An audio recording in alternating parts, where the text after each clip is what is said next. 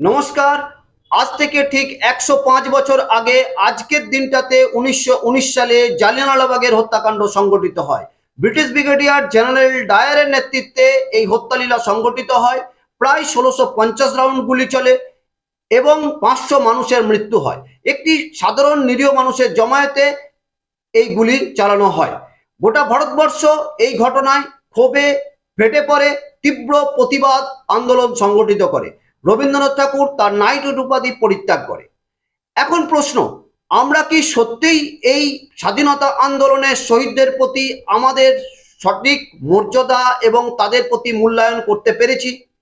কেন বলছি কথা? না, আমাদের দেশে যারা এখন ক্ষমতায় আছে তাদের উত্তরসূরি একসময় ব্রিটিশদের দালালি করেছে, আর আমরা দেশবাসী সেই ব্রিটিশদের দালালদেরকেই চয়ন করেছি আমাদের দেশের দায়িত্বভার নেওয়ার জন্য।